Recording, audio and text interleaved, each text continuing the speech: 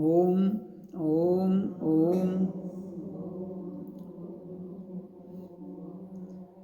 तो हम सब मिलकर ओम का उच्चारण करेंगे। ओम की ध्वनि और प्राण वायु ही पूरे मानव जाति और पूरे विश्व में जितनी भी जहाँ और प्राणी जीव हैं, ध्वनि और प्राण वायु की वजह से ही जिंदा है। इसलिए जिसकी वजह से हम जिंदा हैं, उसी से मित्रता बना लें तो अच्छा रहता है।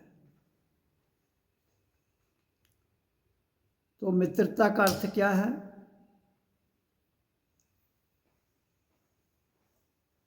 उसके साथ समभाव में रहना।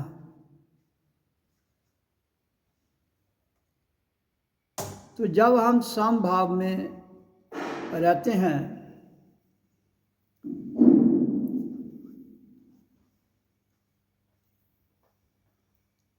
तो पूरी गीता में समभाव का ज्ञान दिया गया है। कृष्ण अर्जुन को हमेशा गीता में एक ही उपदेश देता है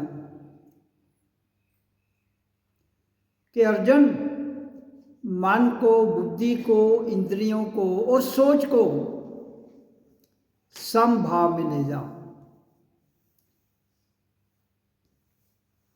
ताकि ये इधर उधर न भटके। सम का भाव है शांत भाव में ले जा, ताकि ये इधर उधर न भटके, जिससे तेरे को दिक्कत आए। तो इंसान को दिक्कत कब आती है? जब वो इन चीज़ों को अपने कंट्रोल से बाहर छोड़ देता है, या फिर हम उसके कंट्रोल में नहीं रहते।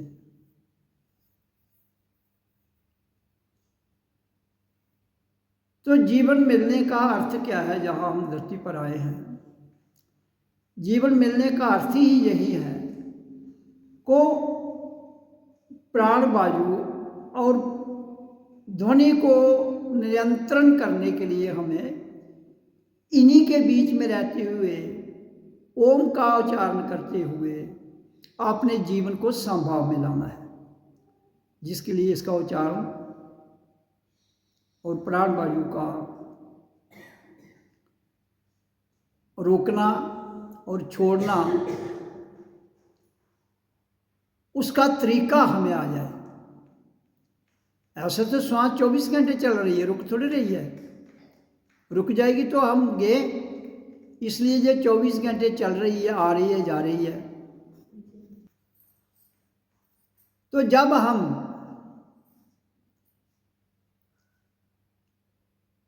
अपनी प्राण वायु और ध्वनि को कैसे लेना है और कैसे इसको अपने नियंत्रण में करना है, उसके लिए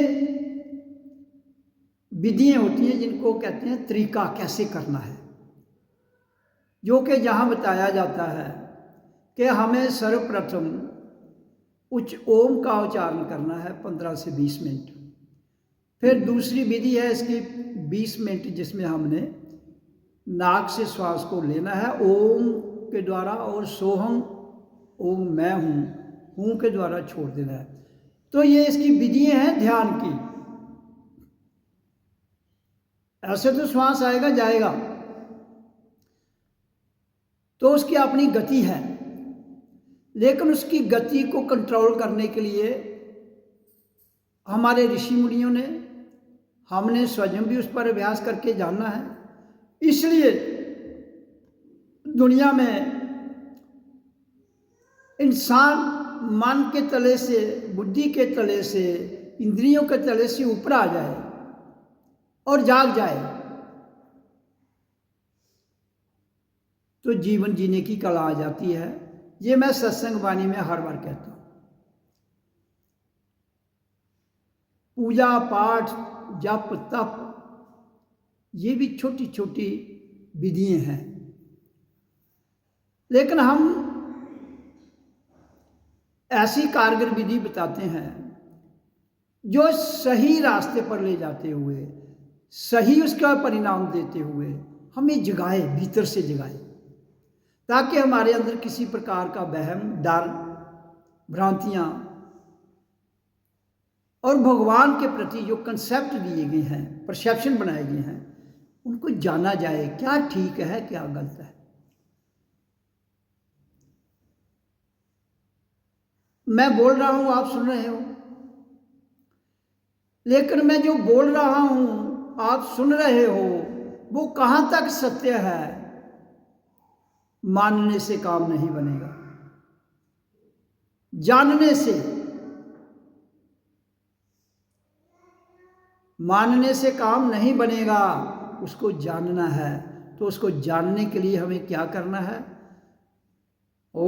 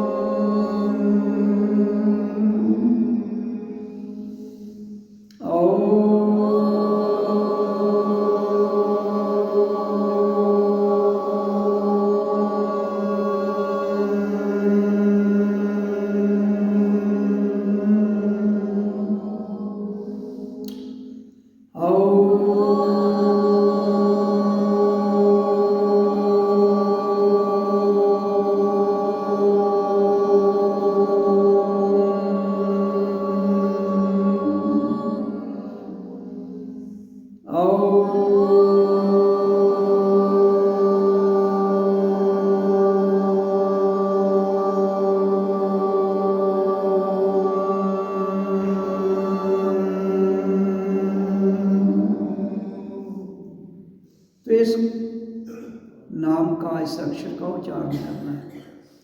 अक्षर, क्षर होता है नाश होना, अक्षर जिसका नाश नहीं होता है। शरीर का तो नाश हो जाता है,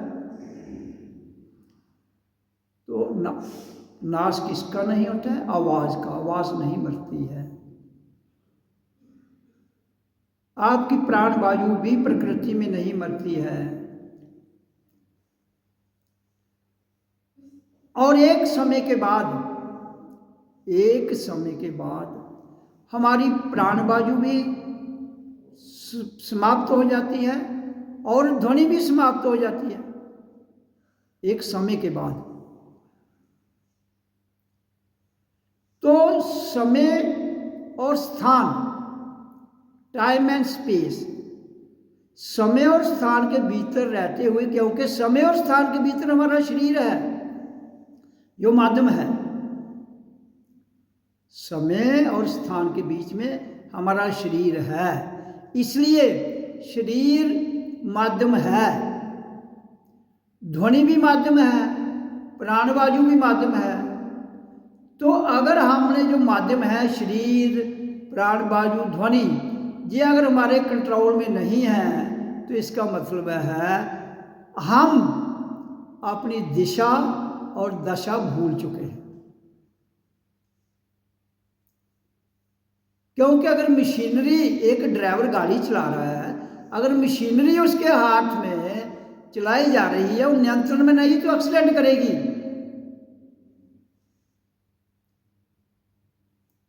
तो हमारे शरीर की और हमारी आवाज की, प्राण वायु का ड्राइवर कौन है? पहले ड्राइवर ही सोया हुआ है, तो तुम्हारी गाड़ी कैसे ठीक चलेगी? फिर तो चल रही है, ड्राइवर है लेकिन चल रही है, लेकिन डायरेक्शन, दशा और दिशा ठीक नहीं है।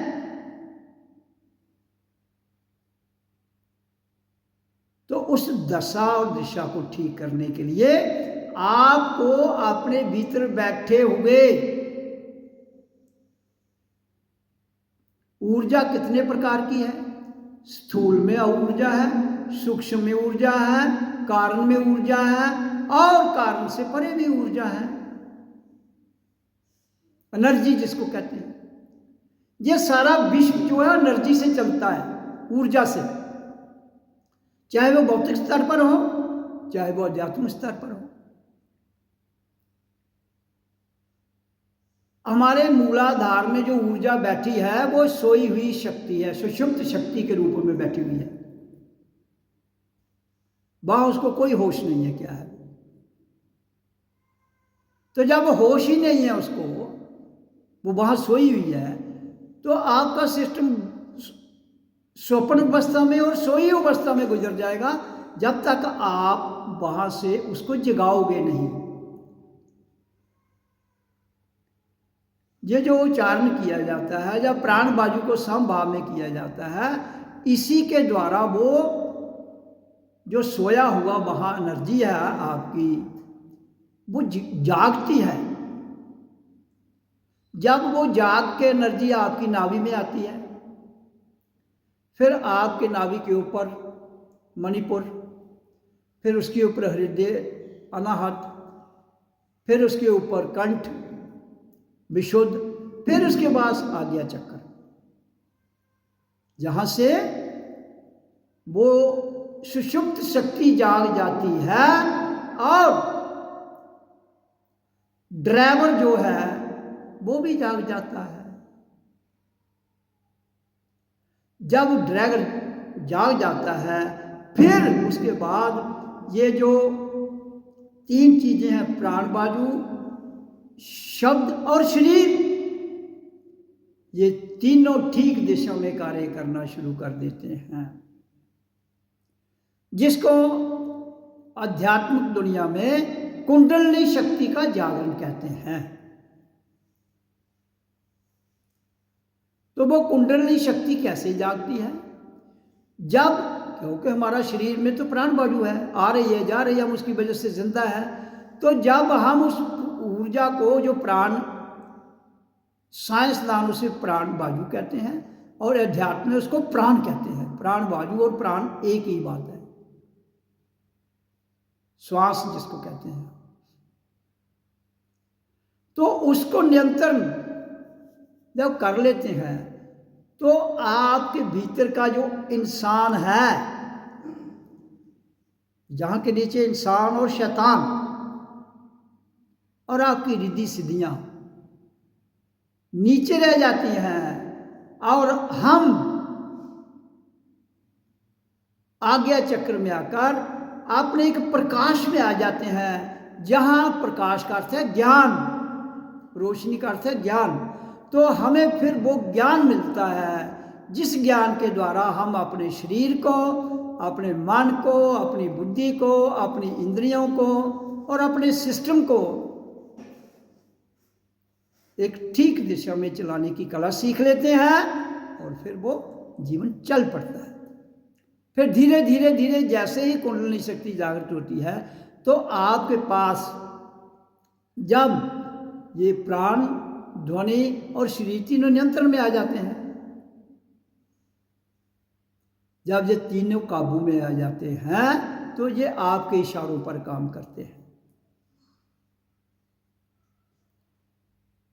कैसे?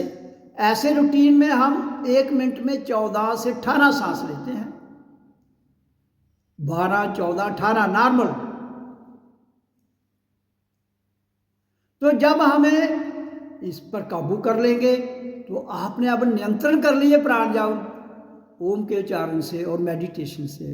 जो मैंने कहा कि मूलाधार से एनर्जी यहाँ जा गई, तो फिर प्राण वायु ऑटोमेटिक कंट्रोल में आ जाती है और फिर उसकी जगह हमारी सांसों की क्रिया कम हो जाती है अपने आप। जितने श्वास कम आएंगे आपको, उतनी ही आपको ठहराव आएगा, उतनी ही शांति आएगी। और जब वो श्वास 14 की जगह 10 आएंगे, 5 आएंगे, तो 1 मिनट में जहां हम 16, 14, 18 श्वास ले रहे थे, उसकी जगह हम 5 ले रहे हैं। तो 15 मिनट में, 1 मिनट में अगर 10 श्वास आपके बचते हैं तो 15 मिनट में कितने श्वास बच जाएंगे? 150। 15 जरबे 10, अगर 5 ही श्वास लेते हैं आप तो आपके 150 श्वास बच गए। तो 150 का मतलब है 15 मिनट में जो आपने कितने श्वास लेने थे? अगर 15 लेते हो 15 15 225 श्वास लेने हैं, उसमें आपने 150 श्वास ही लिया या 120 श्वास लिए तो 100 तो कुछ बच गए। तो आपका कितना 15 मिनट में आपका 10 मिनट लाइफ स्पैन बढ़ गया। जहाँ आपने 250 श्वास लेने हैं 15 मिनट में, तो वहाँ आप लेते हैं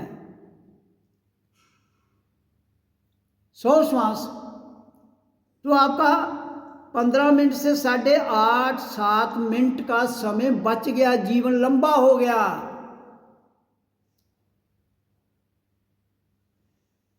तो फिर कैसे आप कह सकते हो? जीवन को तो जाना है, लेकिन आपने अपने जीवन को लंबा कर लिया 15 मिनट में, 10 मिनट लंबा कर लिया। तो अगर दिन में आप 3 बार 15-15-15 मिनट करते हो उच्चारण, तो 10-30 मिनट रोज का जीवन लंबा हो गया। तो 30 मिनट तो 2 दिन में 1 घंटा, तो महीने में 15 घंटे।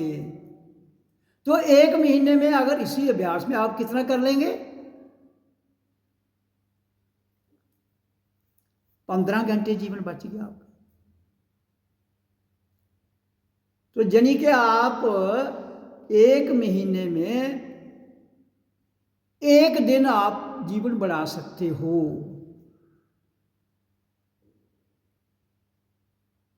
तो 1 महीने में 1 दिन आपको ज़्यादा मिला, तो साल में कितना हो जाएगा? 12 दिन।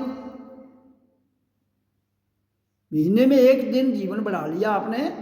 जब आप प्राणवायु को नियंत्रण कर लेते हो तो साल में कितना बढ़ गया आपका? महीने में 1 तो साल में 12। तो इस तरह से लाइफ स्पैन लंबा होता है।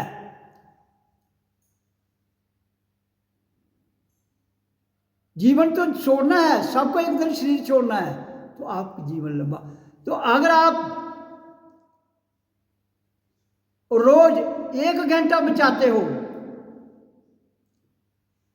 तो महीने में 2.5 दिन, साल में 1 महीना बढ़ जाएगा।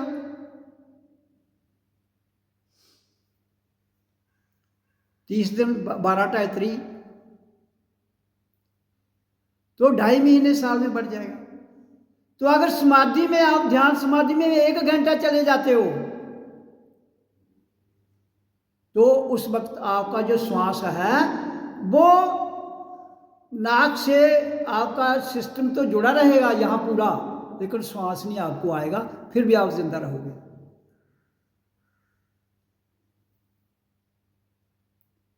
तो ये जो ऋषि मुनि तपस्वी लोग थे, आप तो गृहस्थ में हो, वो तो 6-6 घंटे 8-8 घंटे रोज बैठते थे। तो इसी तरह से वो अपना जीवन की जो श्वास क्रिया थी, जहाँ वो 12-15 लेनी है, 1-2 श्वास लेकर ही अपने जीवन को 100 साल 200 साल, नॉर्मल लाइफ में हम 14-15 लेते हैं तभी तो 100 साल जिंदा रह जाते हैं, उस तरह से वो 300 साल भी जिंदा रहते थे। हम भी रह सकते हैं, लेकिन आज के युग में माया की चकाचौंध में, माया की हापाधापी में, और हमारी ज़रूरत कितनी चीज़ों की हो गई हैं। आज से 100 साल पहले 50 साल पहले रेडियो नहीं था, मोबाइल नहीं था, इतने फैशन नहीं थे, इतने कपड़े, सिंपल जीवन था। तो आज तो इस हापाधापी में इंसान का जीवन जो है, आज ऊपर से मिलावट वाली हवा, मिलावट वाला पानी, मिलावट वाली रोटी। तो जब हमें ये सारी चीज़ें मिलेंगी यहाँ, तो जीवन उथल पुथल हो जाएगा। तो यहाँ सत्संग का अर्थ क्या है? सत्संग का अर्थ ये नहीं है कि हमने कोई ये जो हमारी प्रथाएं हैं वो अपनी जगह है, हमारी मान्यताएं अपनी जगह है, लेकिन जीवन तो हमने स्वयं जीना है ना। हम जितने लोग यहाँ बैठे हैं, हर एक ने अपना अपना जीवन स्वयं जीना है। कैसे जीना है? उसके लिए मैं कह रहा हूँ कि हर एक को अपने जीवन का स्वयं कंट्रोल होना चाहिए, जिसके लिए सत्संग में ध्यान लगाया जाता है। और इस ध्यान के लिए विधि है ओ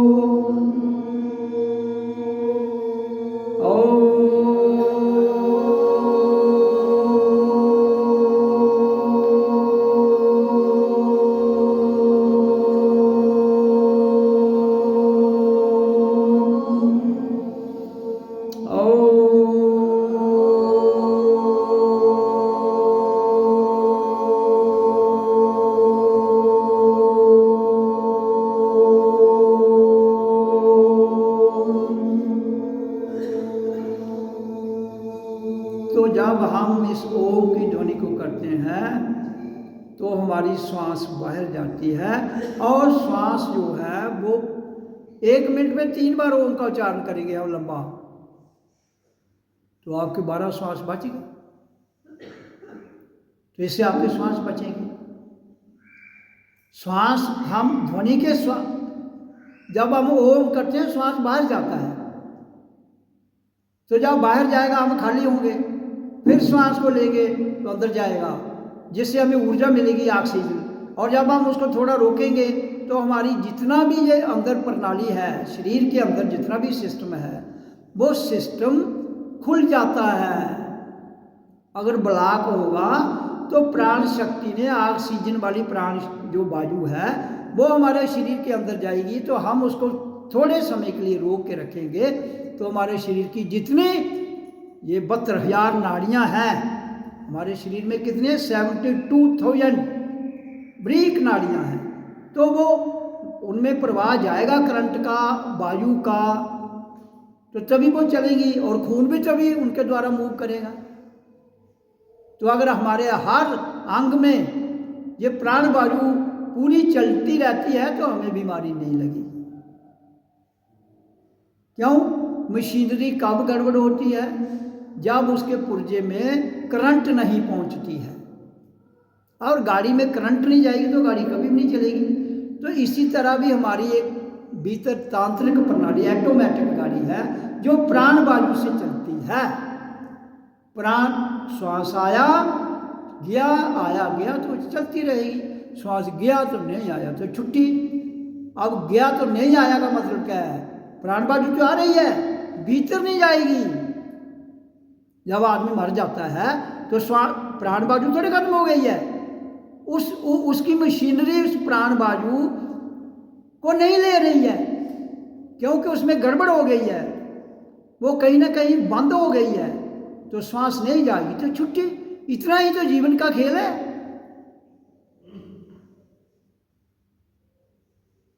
हाँ, प्राण वायु अगर वो ले लेती है मशीन हमारी ऑटोमेटिक कुदरत की, तो हम 100 साल 200 साल जिंदा रह सकते हैं। हाँ, जब प्राण वायु भीतर नहीं जाएगी, कोई रोग की वजह से, कोई डिफेक्ट की वजह से, तो छुट्टी। मौत तभी होती है ना जब वो नब्ज देखते हैं, सांस पे हाथ रखते हैं, ये जिंदा है कि मर गया।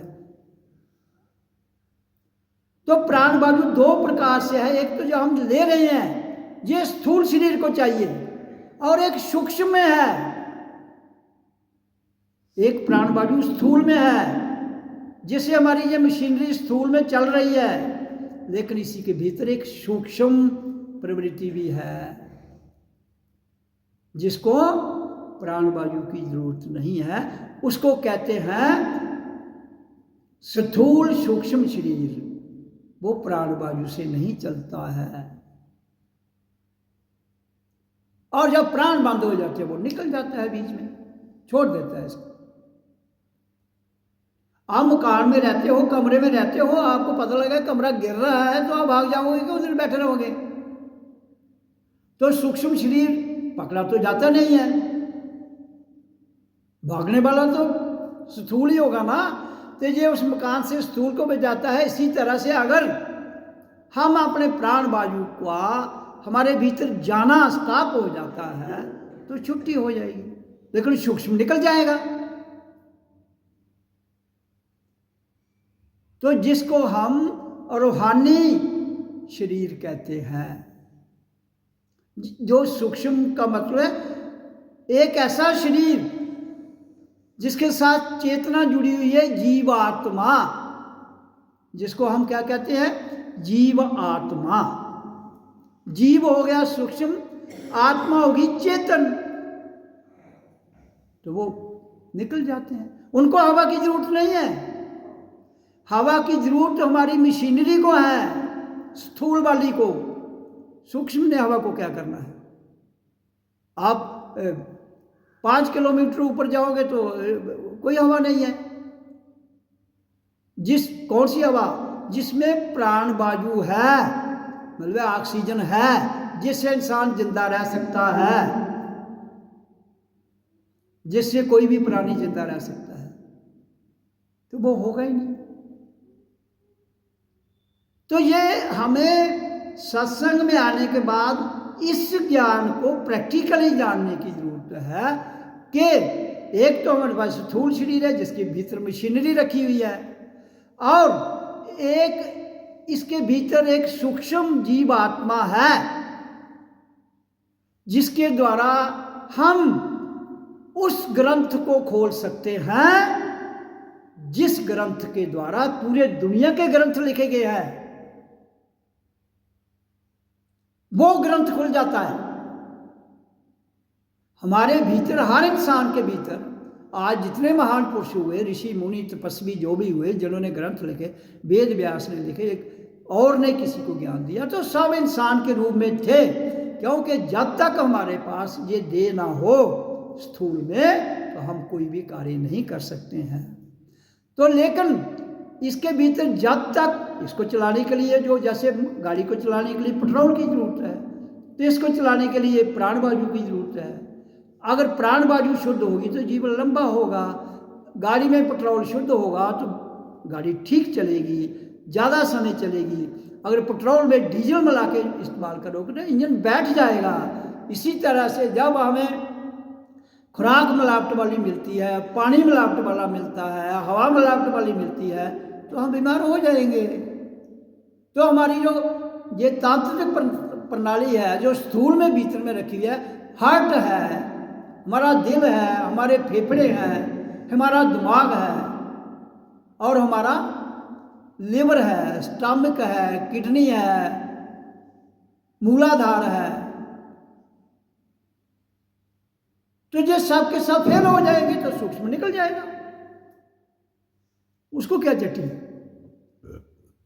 तो ये खोखा बदला गया। तो इसके लिए तभी मैं कहता हूं कि ये मिलावट की चीजें बंद होनी चाहिए। ये हमारी सरकार का फर्ज भी बनता है और हम सब का फर्ज भी बनता है। मिलावट कब करते हैं? जब लालच करेंगे। लालच मिलावट को जन्म देता है, लालच भ्रष्टाचार को जन्म देता है, लालच हमारे मन को अस्त व्यस्त कर देता है, लालच हमारी बुद्धि को भ्रष्ट कर देता है। लेकिन आपने अपने इर्द गिर्द इतना जाल बिछा लिया है कि आप उससे निकल नहीं पा रहे हो। क्यों कहा गया है? कामी क्रोधी लोभी से भक्ति ना हो पाए। भक्ति करे कोई सूरमा, जाति वर्ण कुल खोए।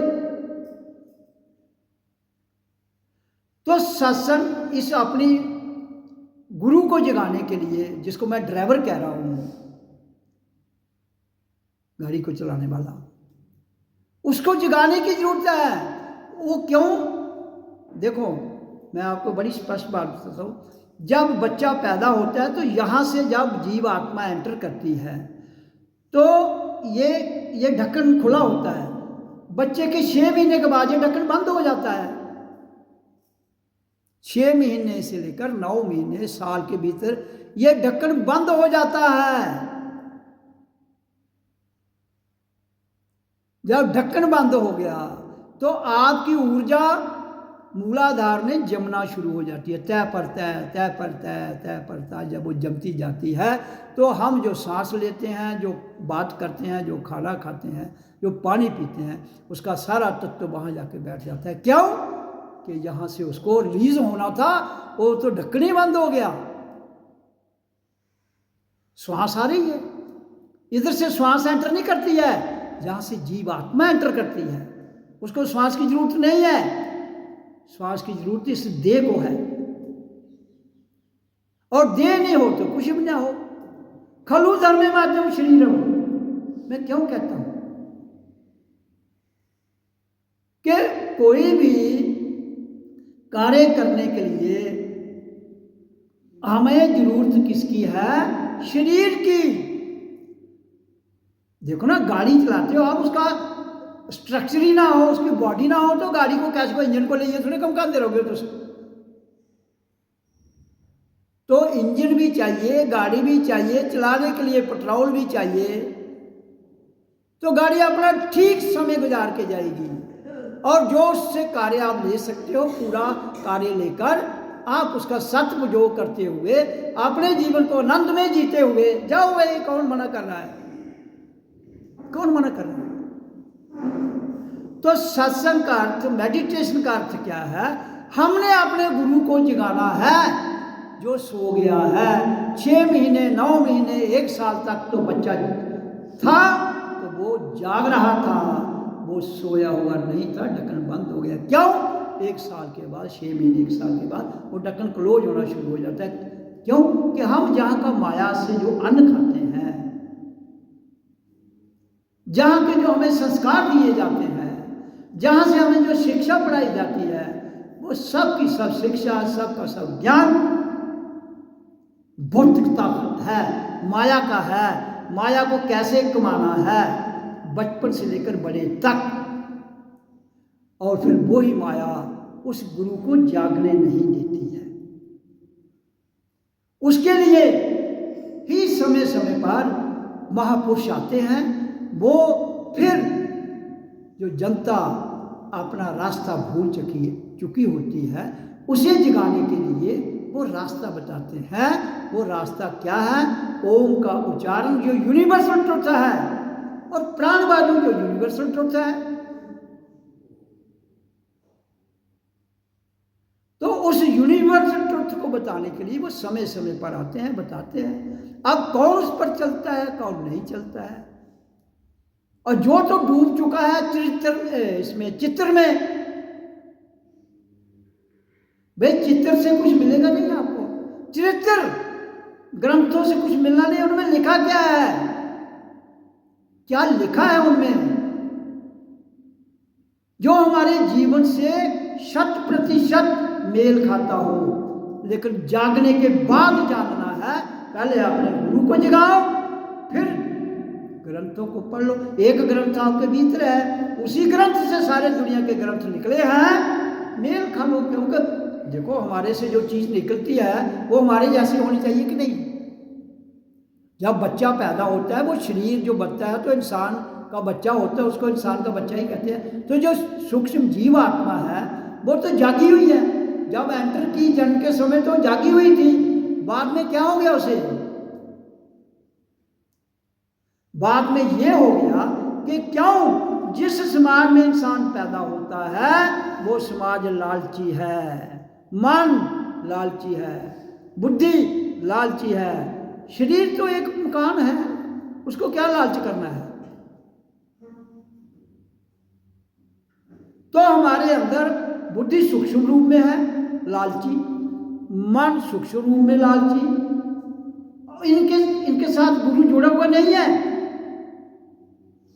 गुरु किस दिन इसके साथ जुड़ता है? जिस दिन हम मूलाधार से ये शक्ति उठाकर आज्ञा चक्र में खोल देते हैं। एक एक दरवाजा खुल जाता है, ये फिर दूसरा, ये तीसरा, ये। तो इसके नीचे तो अगर आपको ऊर्जा रहती है तो ये जागेगा नहीं।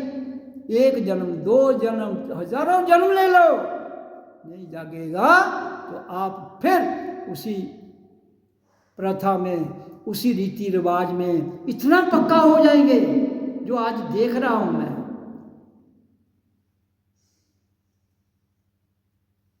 इंसान भड़का हुआ है। तुम्हारी मक्का, तुम्हारा प्रयागराज, तुम्हारा हरिद्वार तुम्हारे भीतर है। तुम्हारी गंगा, जमुना, सरस्वती तुम्हारे भीतर है। उसमें डुबकी लगाइए तो जान लीजिए। बाल प्रतीक की डुबकी लगाने के लिए आप जाओ, कोई दिक्कत नहीं। पानी इधर भी है, पानी उधर भी है। इधर वाले पानी में नहाओ, उधर वाले पानी में नहाओ, कोई अंतर नहीं है। पानी तो पानी है। हाँ, अगर प्योर पानी आपको जहाँ मिलता है तो वो फिर कहीं कोई गंदे पानी से नहाने से वो ज़्यादा अच्छा है। इसका अर्थ ये नहीं हुआ कि मैं किसी के खिलाफ बोल रहा हूँ। इसका अर्थ ये है कि मैं आपको ये समझा रहा हूँ, दुनिया की हर शक्ति शिशु इंसान के रूप में जन्म लेते हैं।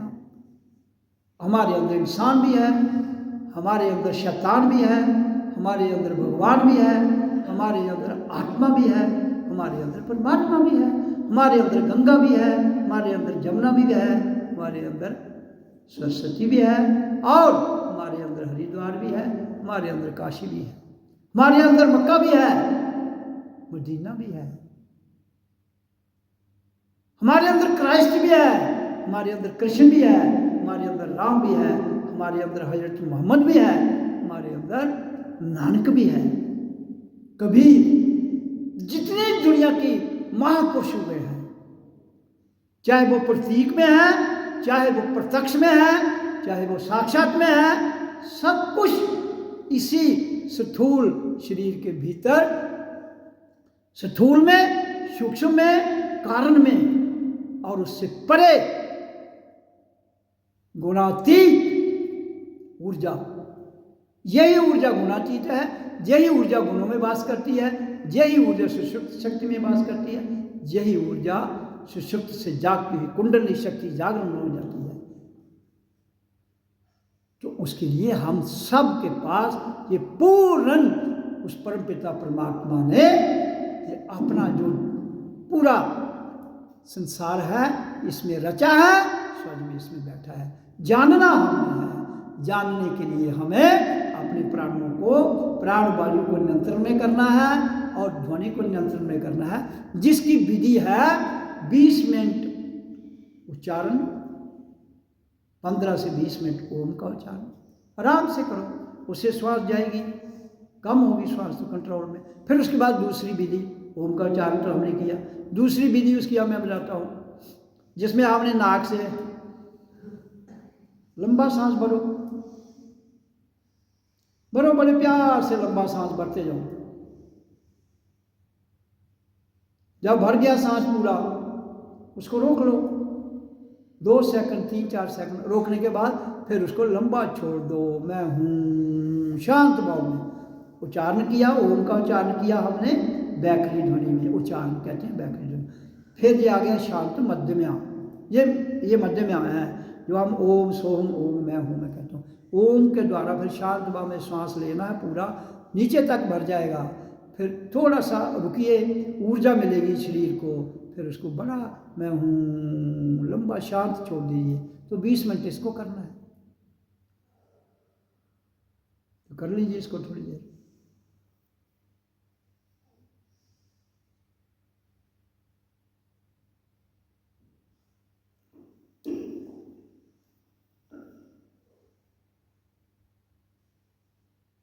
नाक से श्वास को लेना है, ओम के द्वारा और रोकना है, फिर छोड़ देना है मैं हूँ के द्वारा। ये दूसरी विधि है ध्यान की। तो हम यहाँ ध्यान की विधि सिखाते हैं और इसी पर हमारा जीवन आधारित है, इसी पर आपका ज्ञान भी आधारित है। इसी से आपको भौतिक ज्ञान, अध्यात्म ज्ञान की पूर्ण समझ आ जाएगी।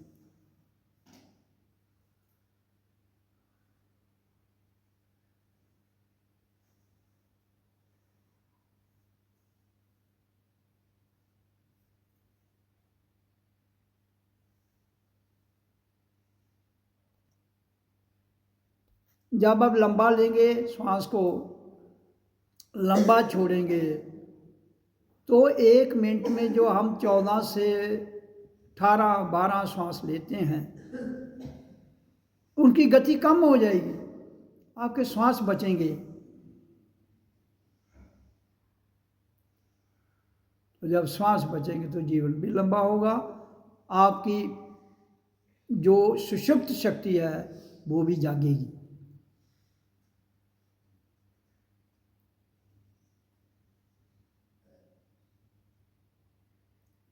इसको जब कुंडली शक्ति जागती है तो हमारा जो शरीर है इसमें बड़ी दिक्कतें, क्योंकि ये शरीर हमारा जो है ना, ये कई तरह की रुकावटों से बंधा हुआ है।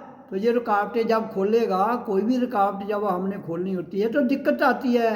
तो दिक्कत किसको महसूस होगी? सूक्ष्म को। और ढांचा कौन सा है? शरीर। तो इलाज किस पर किया जाएगा? ढांचे पर। मशीनरी और ढांचा जुड़ा हुआ है। अब श्वास तो सूक्ष्म है, इसको क्या करोगे तुम? ये तुम्हें स्वयं में ही कंट्रोल करनी है। मन सूक्ष्म है, क्या करोगे?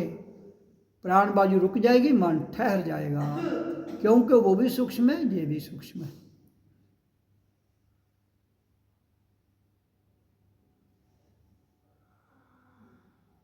इसलिए नाक के द्वारा लंबी सांस नाभि तक ले जाइए,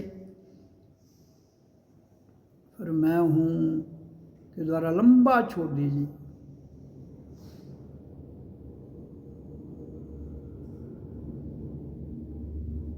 ध्यान आज्ञा चक्र में भ्रुकुटी है जो space between the two eyebrow, जिसको थर्ड आई कहते हैं।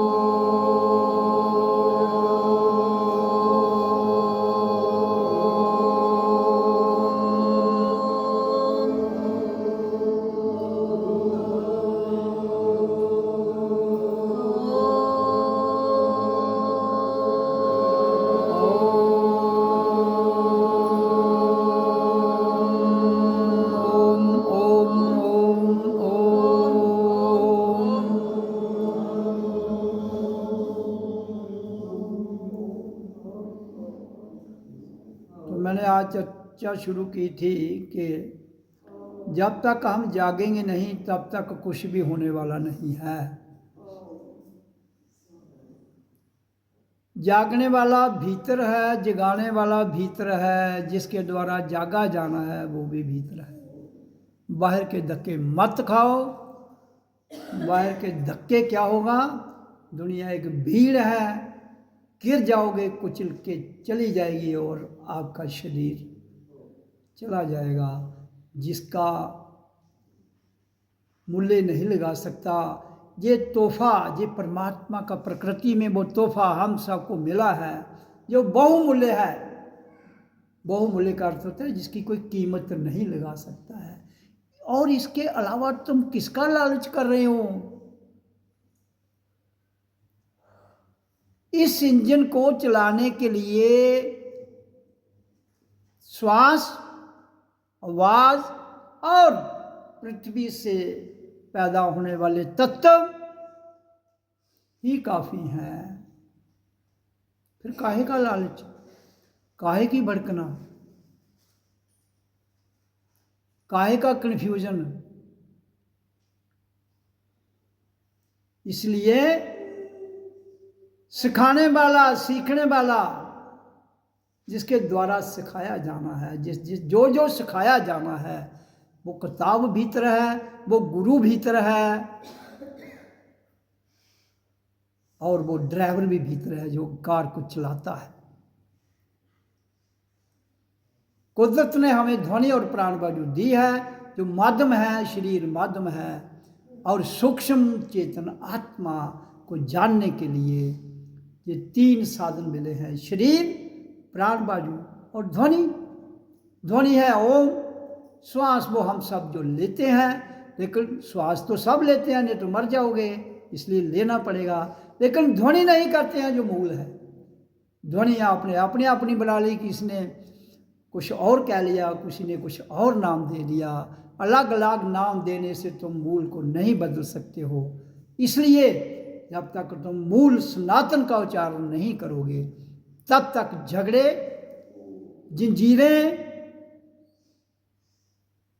जो आपने बांधी हुई हैं वो तोड़ोगे तो प्रथा से निकलोगे, वो तोड़ोगे तो जो संप्रदाय, यहाँ छोटे छोटे कल्ट जिनका नाम हिंदू संप्रदाय, मुसलमान संप्रदाय, सिख संप्रदाय, क्रिश्चियन संप्रदाय, बौद्ध संप्रदाय, जैन संप्रदाय और इसके अलावा और भी कोई संसार में संप्रदाय है, इन सब संप्रदायों से जो आपने आपको गांठ बांध के रखी है, तोड़ दीजिए, नहीं तो टूट जाएगी और तुम बिखर जाओगे। शादी करवाता है ना पंडित, एक लड़का एक लड़की गांठ बांध देता है, नकली गांठ। वो कहाँ रहती है? 7 फेरे करने के बाद खोली जाओ, मार देना, 1-2 दिन और रखेंगे, उसके बाद दया कसमो ना धड़ाधड़ शुरू हो जाता है। भाई का ये नकली गांठें तोड़ दो तो असल की समझ आ जाएगी। लेकिन नकल एक प्रतीक है, नकल एक सिद्धांत है, नकल एक इशारा है, सत्य तुम्हारे पास है। नकल ऐसे जैसे एक नलके से पानी निकालना है तो बाहर का पानी डालोगे तो भीतर का पानी निकलेगा। तो प्राण वायु बाहर और भीतर आ रही है, तुम्हारा प्रकृति में गुरु है, ध्वनि तुम्हारा गुरु है, और सोई हुई आपके अंदर ऊर्जा है जो जन्म लेने के 9 महीने बाद आपका ढक्कन बंद हो जाता है, वो खोलने के लिए यही साक्षात है। क्यों कि जहाँ से आपकी जीव आत्मा ने एंटर किया, वो सारी शक्तियाँ रूपांतर होते होते पाँव के अंगूठे तक आ गई और प्राण वायु और ध्वनि शुरू हो गई और वो बीच में बैठी हुई है। आपने ढक्कन बंद कर दिया, उसको कैद कर दिया, इसलिए ढक्कन खोल दो, जिसके लिए ध्यान की विधि बताई जाती है, जिसमें 20 मिनट ओम का उच्चारण स्पेल में करना है, श्वास लंबी, श्वासों का कंट्रोल करना है। फिर उसके बाद दूसरी विधि जो अभी हमने की, जिससे नाक के द्वारा नाभि तक श्वास को ले जाना है, रोक कर फिर लंबा छोड़ देना है। ओम के द्वारा ले जाओ, मैं हूँ के द्वारा लंबा छोड़ दो, 20 मिनट बो, 20 मिनट बो, इससे आपके प्राण वायु कंट्रोल होगी। और तीसरी विधि जो है, जिसमें कुछ भी नहीं करना है, केवल शांत बैठना है ध्यान में, वो भी 20 मिनट की है। जिसमें श्वास आ रहा है जा रहा है। जितना शांत श्वास आएगा जाएगा उतना ही ठहराव आएगा। और ध्यान प्रकृति में कोई लंबा कोई छोटा नहीं, अपने आप में ठहरना है। इसको कहते हैं पश्यंती। वैखरी मध्यमा पश्यंती। पश्यंती में जहाँ महसूस करना है तो इसमें आप बैठ जाइए। सिर्फ ध्यान थर्ड आई पर, और नाक से श्वास आता है जाता है, मुंह बंद, शांत, रिलैक्स होके, नो टेंशन बैठिए।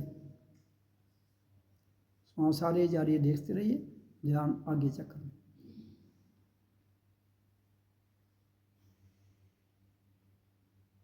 आंखें बंद।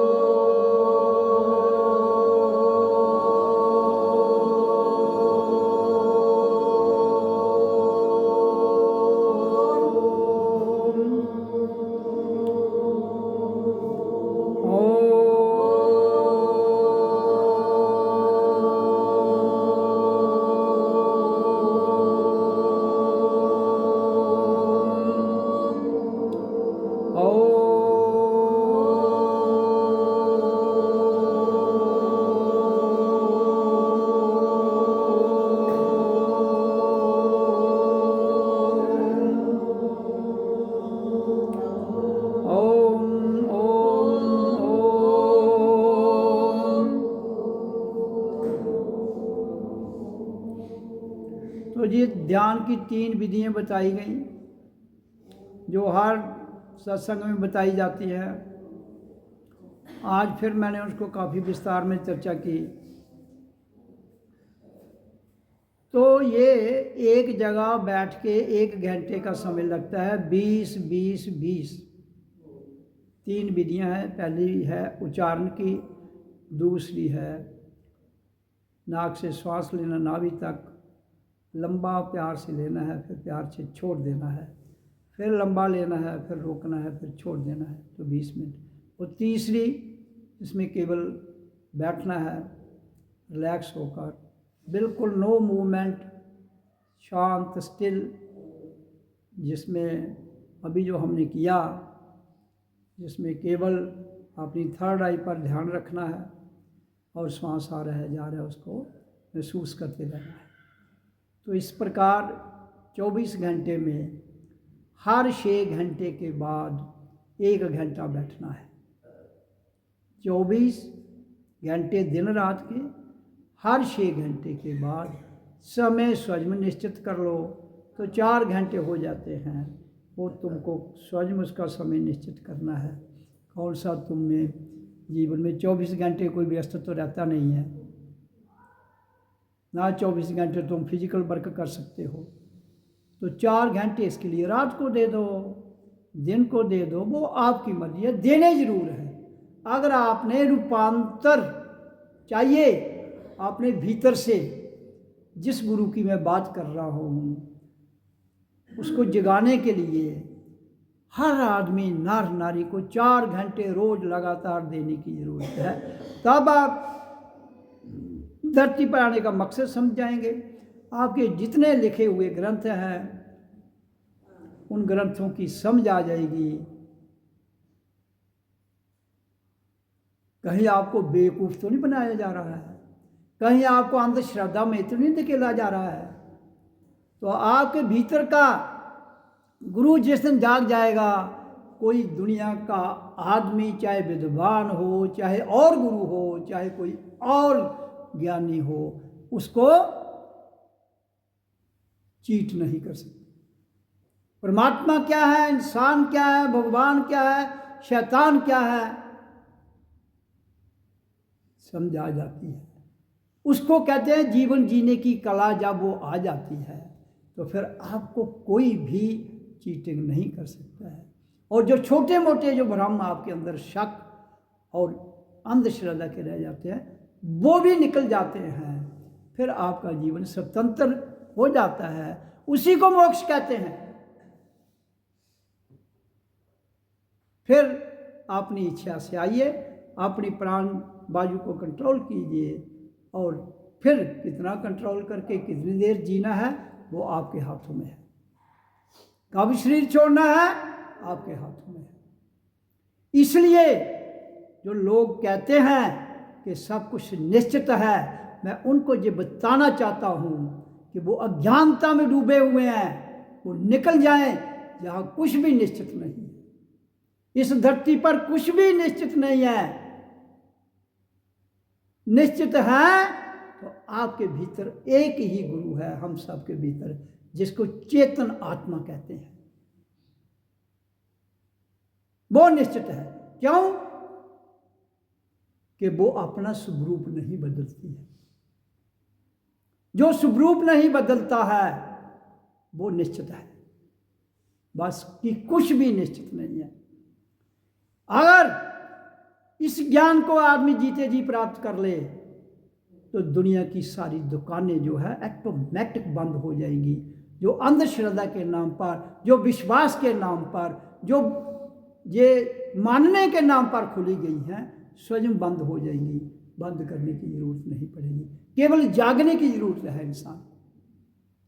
इंसान लालची है, मन लालची है, बुद्धि लालची है। वो लालच के चक्कर में भ्रमित हो जाती है। जब लालच के चक्कर में भ्रमित हो जाती है तो आदमी अपने पथ पर चलता हुआ भी उससे गिर जाता है। रेल की पटरी पर रेल चल रही है, बाधा आ जाएगी तो एक्सीडेंट हो जाता है। या तो बाधा को चीर के निकल जाए, लेकिन बाधा को चीरने के लिए आपके पास चेतन आत्मा है और कोई दुनिया की शक्ति नहीं है जो इन सब को चीरते हुए आगे निकल जाए। ओ